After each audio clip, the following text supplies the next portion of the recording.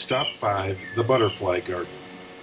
Butterfly and moth caterpillars, as well as immature stages of many different insects, have different favored host plants that they eat in order to complete their life cycle and fully mature. Most of us do not realize that most of the host plants for the butterflies and moths we love are native shrubs and native trees.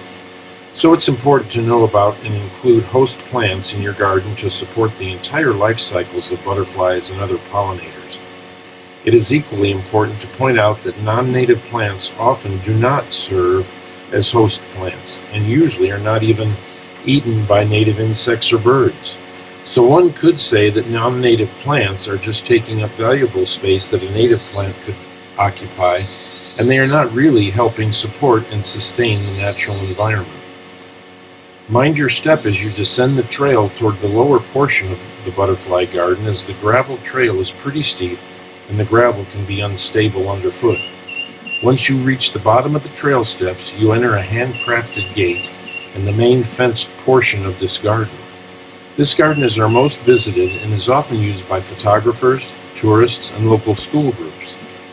If you like, take some time to rest on the beautiful butterfly bench and look around you at the native trees, shrubs, and diverse perennials that inhabit this garden, supporting a wealth of beneficial insects and pollinators, such as butterflies, moths, and bees, hummingbirds, and even a few bats.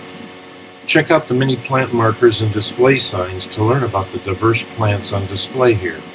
If you see a caterpillar or a butterfly that you don't recognize, you can go to the kiosk to see our display of native butterflies and moths interpretive sign found in this garden to help you with the identification and related information. There is also a mason bee house and display that is worth checking out in this garden.